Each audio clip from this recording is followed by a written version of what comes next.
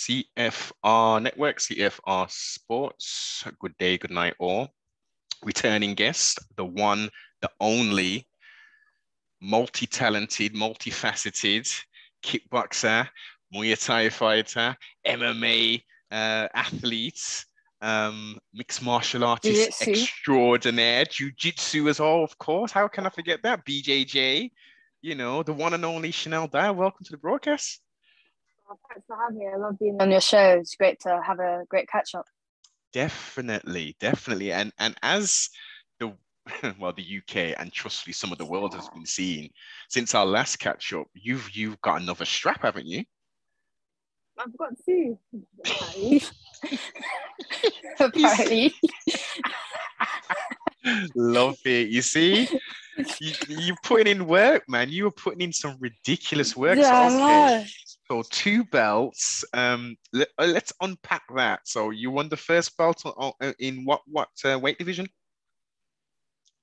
Oh no, I was talking about the jiu-jitsu belt, but yeah, for cage rows, the first one 54 kg and the second one 52 kg. You just collecting belts, you collecting trophies, you just I have too much of them. I literally have no space. Like I never want to big myself up, but I literally don't want another belt. Like it's all like all 3 of them. Like my wall is like full of belts, and like I'm literally sleeping next to like 3 belts right now. I have nowhere to put it. Nowhere to put it.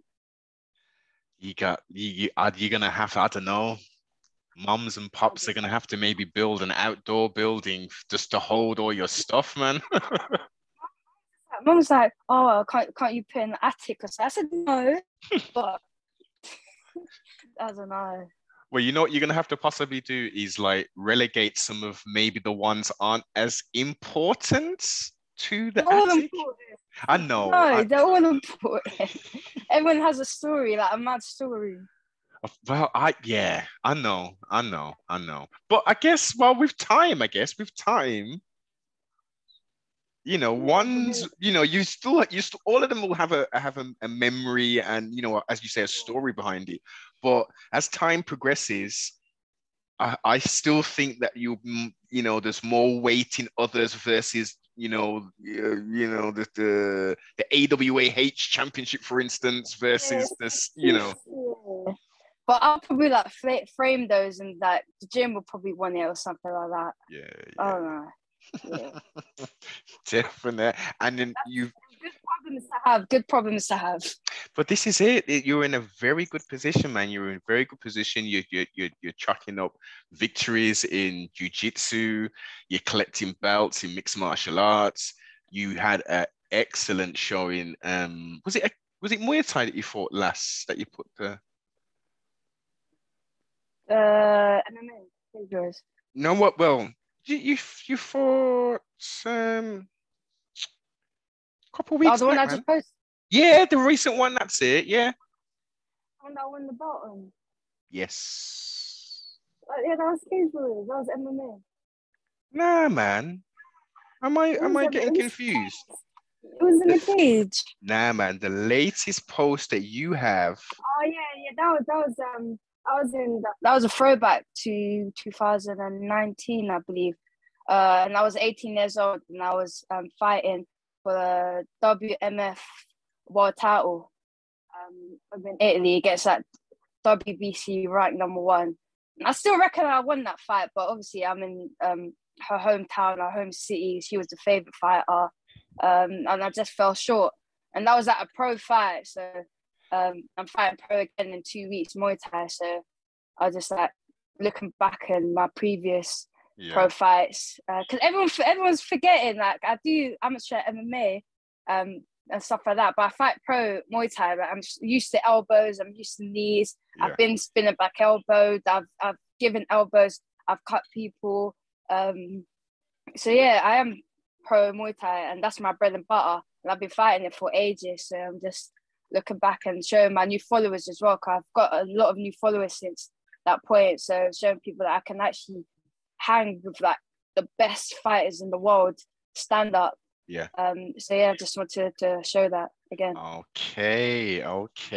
Well, Now it makes sense. Now it makes sense because yes, as you say, you didn't walk away with the victory, but in my humble opinion, and in many other people's opinion, you won that.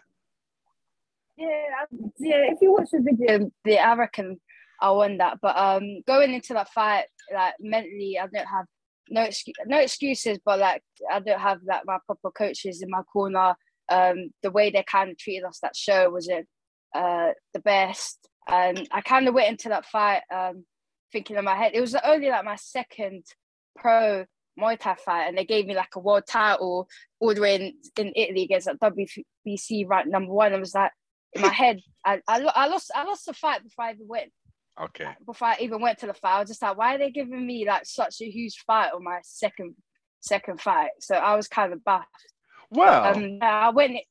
Shanelle, wait a minute. I was young. I know, 18, but listen. I know you were young, but I think they gave you the opportunity because they saw the work and they've said to themselves, "Look, I think this stylistically, this is a real good match. We could have a breakout star and a second pro fight, and she gets the belt, or we could have the champion retaining it in a grueling back and forth."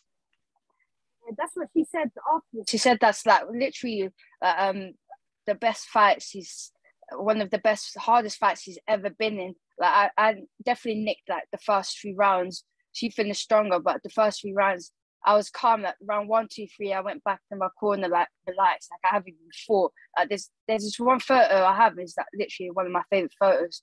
I have in my gallery. Is like after I think it was the second or third round, and I'm in the corner just like grinning and smiling like nothing's happening. Talking to my coach, one of my coaches, just having a laugh. And I remember in that time looking over to her, and our coach is just panicking, like, you need to do that, oh, you're losing the fight. And I'm just there chilled, and that was my mentality going into that fight anyways. I did the best I could. We wanted a rematch, but she didn't take it, and now she fights on 1 championships. So yeah. Interesting. Is this the young lady? What was your opponent's name? Martin March. Yes. I did see her make her debut. Yeah. Interesting. It would have been nice for you to get it back, but there is. They wouldn't even send us the video. Like they videoed the fight and the asked for the video, and they never showed us the video. I just have some like dodgy stream off YouTube. That's the only like proper video I have of it. Okay. You might get that back. You might get that back one day. Your paths may cross, and you'd be like, okay. It's not even my weight class. Like I walk at 57, 58, and I fought at 57. She was massive. Like, I should fight at 52, but I just can't wait for time. Yes. I don't really believe in it. Yeah. I am Oh, so you're more happier cutting weight for MMA fights versus. Yeah, because like when you're in the 3rd round and they're sitting on you, it makes such a massive difference. Like for Muay Thai, there's that clinching, but you can kind of break away from the clinch or like hold on, and the ref will like stop you after a few seconds. Yeah. Like in MMA, when they're dragging and you're carrying their weight, like they're jumping on your back and they're trying to drag you down. They're sitting on mount. Every kg makes a massive difference as well. But if I do it properly, it's fine. Like I make 52 kg. No water cuts. I just do it dieting. Like it gives it. I kind of like dieting and cutting down because not physically, but like mentally, it puts me in the right frame of mind for fighting. Like I'm actually on fight camp, and it gets me ready for the fight. The structure, knowing that this isn't just training, we're going into fight kind of thing. Yeah, like even for my next Muay Thai fight, I'm fighting like 56 kg, but I took like a few weeks to actually get a bit heavier, so I can actually try cut down for the next 2 weeks to actually get my body and my mind into that right frame of mind of fighting, and I feel lighter and I feel leaner, I feel healthy, and I feel way fitter if I do, even if it's just a shortcut for like a week. I always try to. So when you say you put mass on, was that muscle mass or was you just increasing your calorific intake? Increasing my calories and muscle mass. I've been starting strength and conditioning training as well. So I've been doing that. To be honest, I've just been eating more. Like after I wake up for cage rows and I just went, yeah, food. But the past week I've been eating back normal. I'm gonna start like my diet proper on Monday morning. But yeah. So no Mackie D's then, right? They're doing this. Imagine, yeah, they're doing this thing for like the whole of April. Every day you get a new deal. So I go to the McDonald's up every day. They're just like pinging me 30% off, free Big Mac, 99p Big Mac, 99p double cheeseburger, and I can't even get it. But like the Big Tasty, it runs out like 3 days after my fight. So straight after my fight, I'm getting that again. That was nice. Listen, you know what? Even the maddest thing is, I went Birmingham for the England trials last Sunday. Okay. But McDonald's like 2-3 days before released a burger, McTasty or something like that, and they're like, you can only get the McTasty in Birmingham and Coventry. And imagine that the one time a year, like I go to Birmingham like twice a year, and then the time I go to Birmingham is when they release the McTasty. You see it there?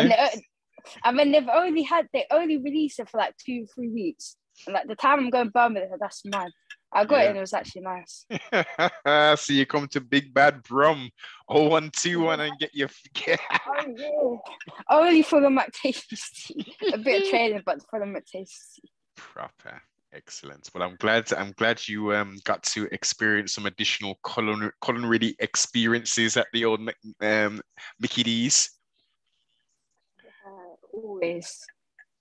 Definite, man. Definite. I am very much, as we discussed earlier, I am very much excited and looking forward to how your career is currently progressing and ultimately where it's going.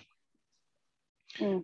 What kind of roadmap have you got in your mind for the next sort of, let's say, 18 months? 18 months. Well, my ultimate goal this year is the IMAFs tournaments. That's like my number one goal this year. Because I've been kind of, after my last fight, I've been kind of debating whether going pro. Everyone wants me to turn pro. Everyone's asking why I'm not going pro. But I've having like conversations with like really great people, and they've been advising me to do as much as I can amateur. And the one thing I haven't really done is establish my name in the IMAS, because my name is kind of known. It was really known around the scene in the UK, especially the amateur MMA scene, but it's not really known. It's known in Ireland now because I fought in Ireland, but it's not really known internationally. Mm-hmm. And I know a lot of UFC fighters and a lot of big fighters come from the IMAF Championship as well. And it's great for experience. I always advocate experience for amateur. And you can have about 5 fights in a week, and in the IMAS, fighting different styles, fighting people all around the world. Because when I do turn pro, I'm going to be fighting people from all around the world, different countries. But if I get that experience in amateur fighting for IMAS, that's going to be massive for me. So I've done the IMAS trials in Birmingham, at a team called Fearless. We did a bit of wrestling for like Fearless MMA. 3 hours. Yeah, I know. Yeah, we done this. Yeah, they were so sick. I learned a lot. So yeah, I done the trials there, and I got on the team. So we're like on some big group chat on WhatsApp. The Europeans was meant to be the end of May, but I think that's getting rescheduled. But I'm still gonna try get on that. That's gonna be in Italy. They're going to do the 4 Nations in July from the 1st to the 3rd in Liverpool, which I'm on the team for that. And that's going to be against Wales, Scotland, England, and Ireland is going to be. So I'm going to be fighting people. Is that in the Echo Arena maybe, or? Yeah. No, it's not in the arena. It's going to be the Expo. Oh, okay. Yeah, man. Keep me posted on that one. I'll definitely see if I can make that. Yeah, that's going to be a massive tournament. So we're doing it for weekend, Friday, Saturday, Sunday. We're going to be fighting, and that's going to be really good to practice getting into the format type of things. Mm. One of the things IMAFs do, you're not kind of allowed to water cut or cut weight for it, because you have to weigh in every single morning. So you can't really cut weight for the fight. So I'm gonna have to fight at 57. So I'm gonna see how I fare against people fighting at 57 at the IMAFs, because everyone's on the same boat. So it's not like people can day before weigh-in. So see how I fare against that, and the rule set, because you have to wear shin guards as well, and see how I do against that. So when I do go to Europeans, I can see any adjustments I really do need to make. So I'm going to do the Europeans this year, and the world championship this year is in September, I believe, and that's going to be in Abu Dhabi. Whoa, we're there for a week, nice. which is going to be amazing, and I really can't wait for that. Fighting for the whole week, I've been following their pages for quite a while, and like fighting people I've seen on the cards is going to be amazing, and hopefully win it, and that's going to be massive, and see what happens. So maybe I might have another fight after that, and then definitely I'm going to turn pro. I like the sound of that. I like you got it mapped out. It's not maybe coulda, shoulda, woulda. We've got the eyes on the prize. Yeah, I know what I'm gonna do this year, and that's like my main goal. Obviously, I'm gonna have to try stay active, try to take fights in between. UK wise, MMA, I'm just really struggling to find a match. There's like a lot of cards going on, and I've been like trying to get on a lot of cards, golden ticket, cage wars again, and nothing's really solidified now. Is that I'm not due to opponents? Fast, but due to opponents, like for 52 kg. As I said before, I'm not taking like no stupid fights this year. I'm only taking fights on a proper fight camp, 52 kg, and fights that kind of make sense. So, and breaking all of that down, there's like not a lot of fighters initially, but I'm trying. Of course. We know this. It'll be interesting. I mean, I'm pretty sure you can, in between these big, massive events taking place, that you can get some Muay Thai or some kickboxing fights in between them. Yeah, definitely. I'm fighting Muay Thai in 2 weeks up in Newcastle. It's really, really prestigious show in the UK. We have like a lot of. I was actually meant to be part of. I don't even know if I can say. Yeah, I'm not going to say. Yeah, don't Anyways, worry. But yeah, I'm fighting on the card. Anyways, and like the main events is like one of the best the best fighters in the UK fighting on that. I'm trying to get in fight a lot of Muay Thai this year as well. A lot of people's been calling me out because obviously I'm highly ranked in the Muay Thai. Yeah. So everyone's trying to call me out and fight me and take my ranking. And like everyone's just been at me on Instagram and just leave me alone. But yeah, we'll try to get it in the pipeline somehow. But I don't want to take. I'm being so picky, but I want to be picky this year, right? Yeah, it's your prerogative. I don't want to take no. I don't want to be rightfully picky this year. I don't want to take no stupid Muay Thai fights this year, like random Muay Thai fights like down the road. If I'm gonna fight Muay Thai, I want to fight for a reason.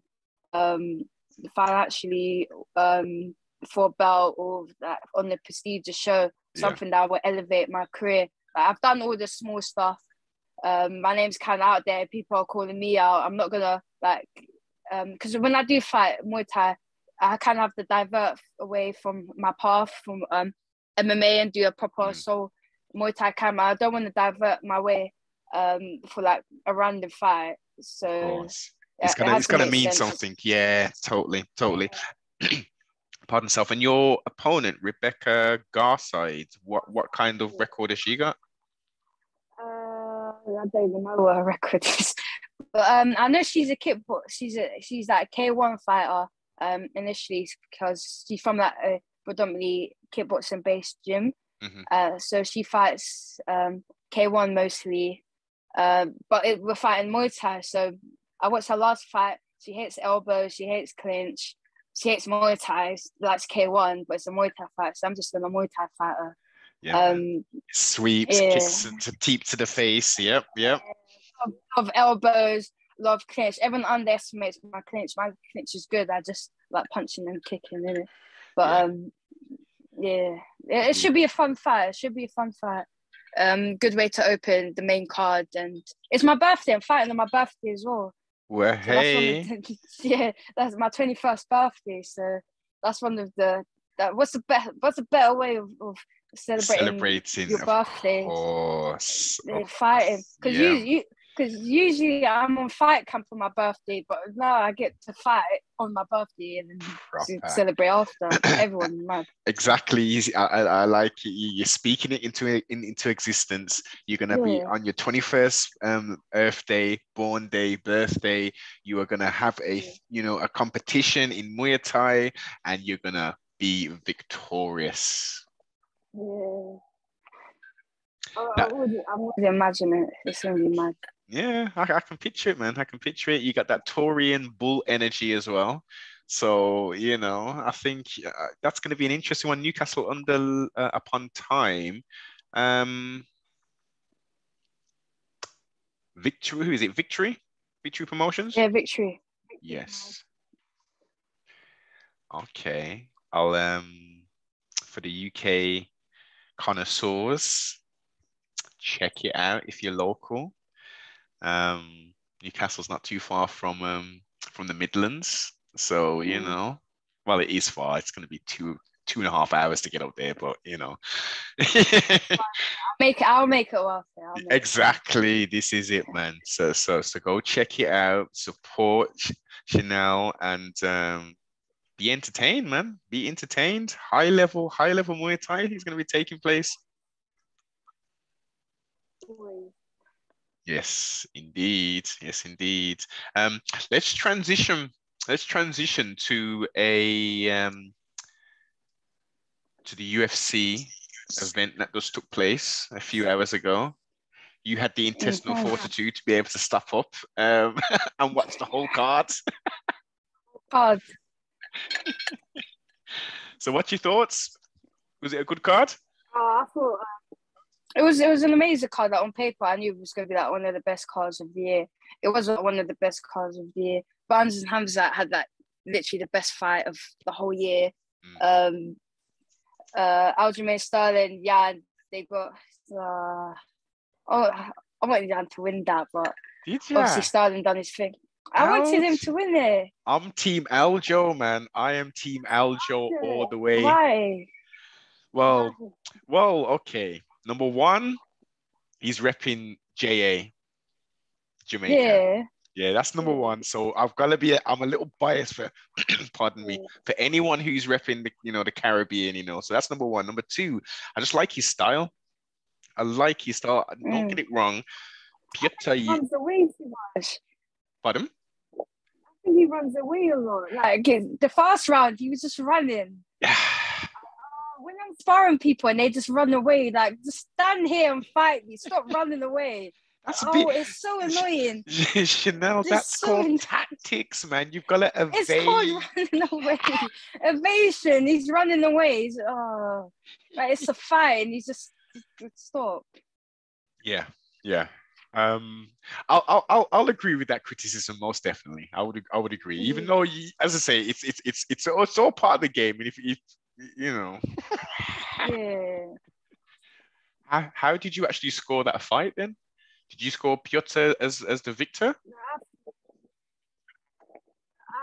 I think I want Piotr to win, but I think Aljamain actually he won the fight. He won the fight. Because Peter he won fourth and fifth. First could go either way, but second and third he was just so dominant from Aljo, so you had to kind of give him the win. But I think Jan fought emotionally.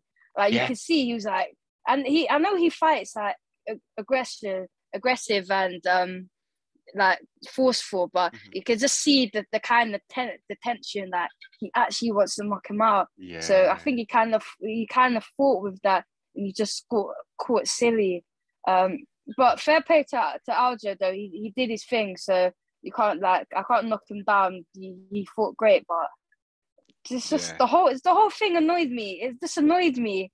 Like I used to be a huge fan of Aljo, like leading up to his last fight, like the whole situation and then the whole year and then milking it and then the cringe and it's just like you can lose the belt by getting disqualified, but you can't win the belt by disqualification. That's just I think they should have, I think they need to have a rematch there. I think let's go with the rematch. I think a rematch is warranted, but I don't think they need to do it straight away. I think, I think they need to get some fresh blood in. Pardon self. If Aljo can defend that title against somebody else, then yeah. And PT, pardon? He wants to fight TJ. Yes, and I think that's an excellent fight. But the only thing is, well, not even the only thing is, TJ's got some power still, and he's got some very good movement. That would be a very interesting fight. I'm very disappointed with TJ with the PD things. That's like you just don't expect, especially a lighter fighter, like the smaller fighters, the big guys. Apparently, he had to cut like so much weight, like he couldn't walk for like weeks, even before weight cutting to make 125. Like he said he needed it, or he would like pass out. Like, but that's not an excuse to fight at 135 then. Exactly. This is the thing. You can say, okay, I want to make history and that's fair enough, but you can't cheat to do it, man. You can't. And forget this thing. I hear some of these MMA media talking about if you're not cheating, you're not trying. No. Yeah. You're supposed to fight fairly. You're supposed to be a little bit. Like what? What cheating are you talking about? No, I'm not. I'm not giving away their secrets, but nothing mad, but just Yeah. Like, within reason. I'll give in like a kickboxing perspective. In kickboxing, you're not allowed to sweep the person. Yeah. But I'm gonna sweep you until the ref says I'm not allowed to sweep. Or clinch. I'm gonna knee you until the ref said stop kneeing. Okay. That is justified. What you're saying, that is totally justified. It's not cheating. That's not cheating. That is just employing, however, whatever it is. A different rule set. Cheating is putting your fingers in the glove rather than grabbing the wrist. That's cheating. Putting your hands in the cage. Well, faking eye pokes. Yeah. Kneeing a downed opponent when you've got 3 points. Is it 3 points of contact now? Or was it only 2 that you need for downed opponents? 2. 2. Okay. So why is Piotr, who should have rightfully won that fight? Yeah. Why did he knee him in the head? Because I kept running away from that bro. He was stalling.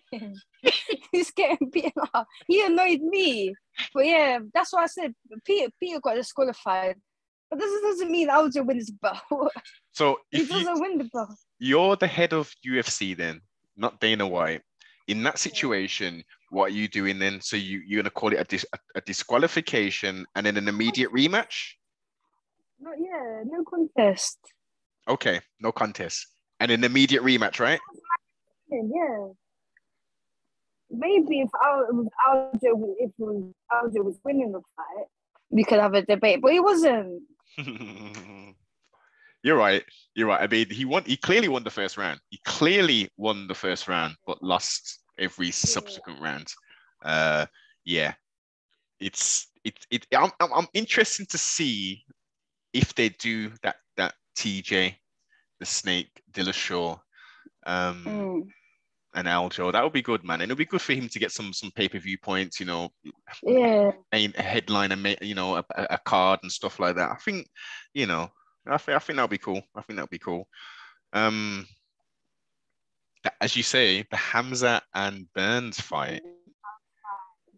was mental. That was back and forth. Like Hamzat got knocked, Burns got knocked, Hamzat got knocked, Burns got knocked. Burns tried to take him down. Hamzat he stuffed the takedown, like mad takedown, and he took him down. It's mad. I did. What was your expectations of that fight? Exactly what just happened. I never. Hamzat was never gonna like bully Burns. Like it's Burns for a reason. But I knew it was gonna be a war. Burns did make Hamzat look human, though. Not gonna lie, he did. He did. And that look after the first round, when Hamzat was walking back to the to his corner, he wasn't smiling and joking and stuff. He looked serious, man. Yeah. He humanized him. But I think if he fights, I think Hamzat can't fight. Usman will knock out Hamzat. He gets caught. Like if Burns is small for the weight. Yeah. So, 155. Yeah, and if he could rock him, Usman can knock him out of that one punch. Usman's definitely got a lot more power than Burns. I would 100% agree on that. He has more position than Burns as well. And Burns' striking is good, but he's a jiu-jitsu like fighter, and Usman's a wrestler, but his striking is like on point now. So if Hamzat fights Usman, then and Usman's wrestling can nullify Hamzat, that's not a great fight. But they want to do Colby versus Hamzat next. That's the talk. That would be interesting. That would be a very interesting matchup. That'd be interesting. I potentially, I mean, I would call that a decision victory for Colby. He's not going to finish him. Yeah, he wouldn't finish him. I think his cardio, because like Hamzat, he kind of like slowed down-ish. And Colby's cardio is 6, so I don't know. I think Colby hasn't got power. That's the only thing. He hasn't got the power to stop people. So it's a 170. I mean, they were talking, as I say, the crazy MMA media were talking all kind of crazy stuff about if Hamzat walks through Gilbert Burns, that he should leapfrog Rocky Edwards and get the title shot next. Wow. That's the rhetoric that was going around, and it was like, if you beat number 2, fair enough, but you can't necessarily leapfrog the guy who's been out. Yeah, and it's like some mad long win streak that you can't. That fight's kind of like set and done now, so that fight's gonna happen. But Hamzat, if he beats Colby, then definitely. But yes, that's gonna be tough. Yeah, because Colby's what, number 1? He's ranked number 1, right? Yeah. He kind of has to, because he's number 2 now. Yeah. What did you think? Did you manage to catch the Mackenzie Durham and Tisha Torres fight? Yeah, I saw some of it. I saw them. They got some. They were doing like some mad leg locks, and I stopped watching. I can't do leg locks. That's my weakness. If everyone want to know my weakness, don't touch my feet, please. I'll tap. Do not. I can, but yeah, this is just. I can if I have to, but why? Why would you want to? Like, it's so you go for a leg. If you miss it, you're on some mad dominant undominant position. Then if you grab for their leg, they can grab for your leg as well. So why?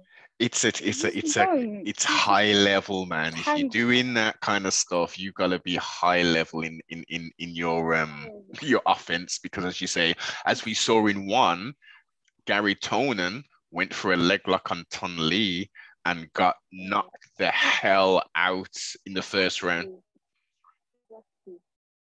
Such a high risk for it. High risk, but high rewards if you can put it off. I was watching one of the fights. I think it was like the first fight of the main card. The guy nearly got a calf slicer. That would have been so mad. Oh, Yes, yeah, I can't even remember who the opponent was, but yeah, it was a very technical and quick transition into that flipping calf cipher. And I like doing calf slices. It's like one of my sneaky moves. I try to get the back or something, or try to get out of half guard, and I'll just pull it off. But yeah, to get in the fight, that's mad.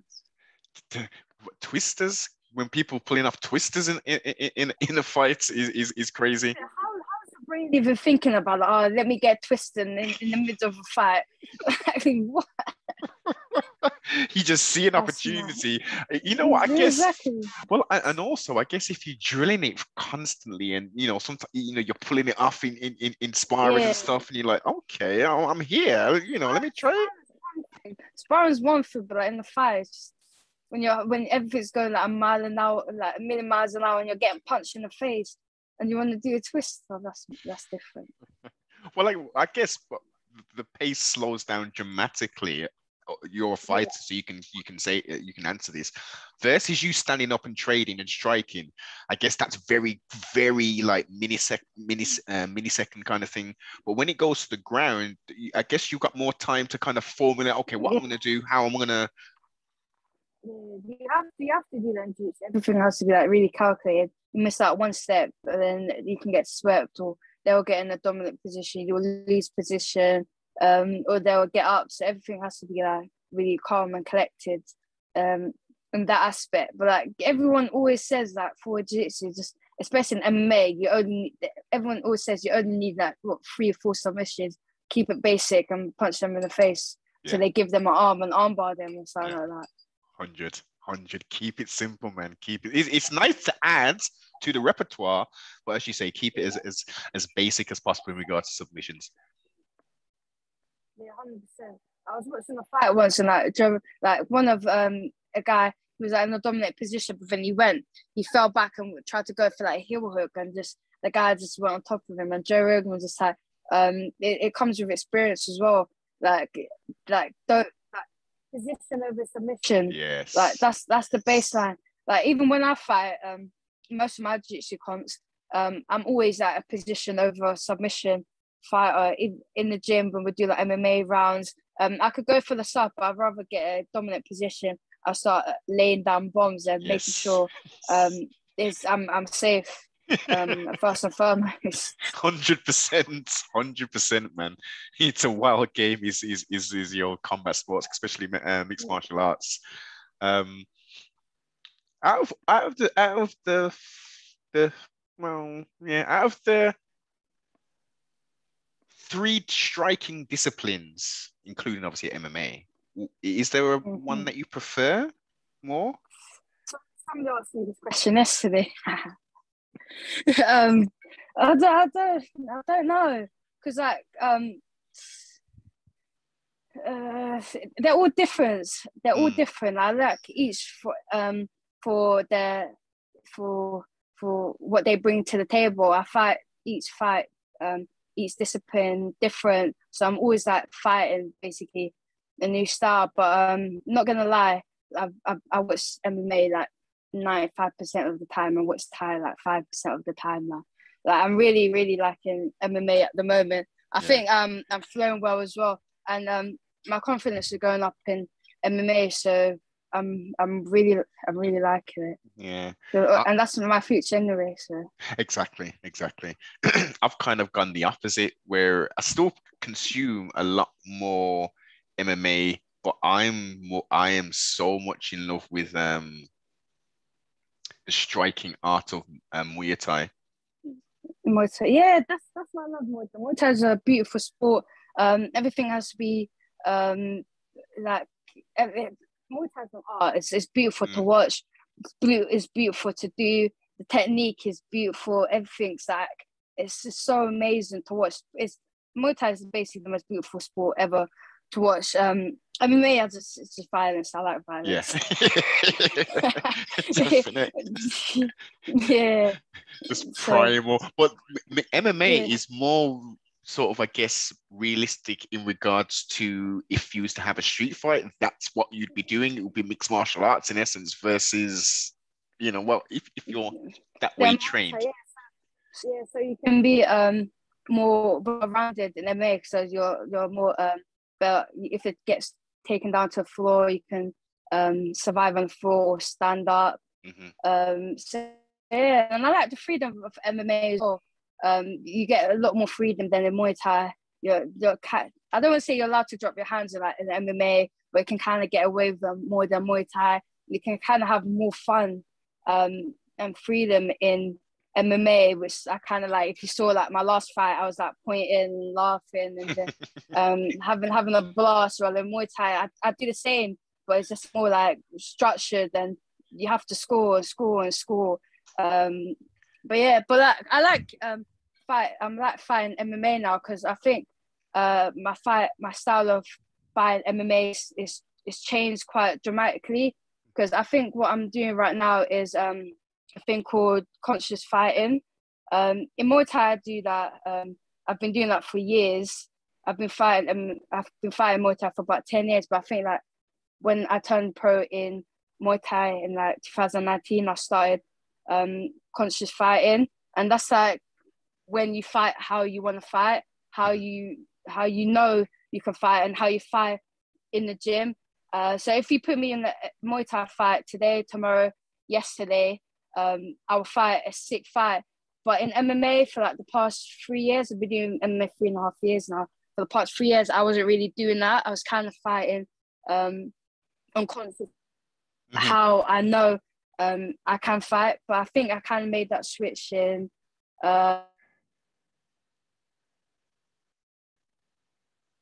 title fight last October in the third round.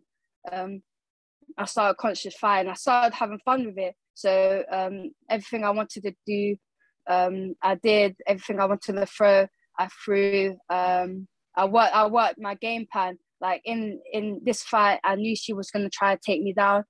She's a judoka, black belt. So every time she tried to clinch with me, I'll put my hand down so she won't go into those type of positions of to try to throw me. And I was working my coach's game plan. So if she comes in close, knee in her, and I was reading her. So every time I'll fake and she bites, I'll see how she reacts. I'll inside low kick with my left because I knew she was trying to catch my right low kick. Every time she stepped forward, like just half an inch, I would left body kick her. So I was actively fighting in my last fight. And I had fun with it. Like imagine I was in the hotel the night before, even like the morning, with my mate saying, "Oh, I'm gonna do this kick. I'm gonna do Jonathan's switch kick. 1, 2. I'm gonna do this face teep. I'm gonna do fake here, fake there. Cross. I was watching Nate Diaz like for like the whole week, and I was like, oh, I'm gonna do the Nate Diaz point.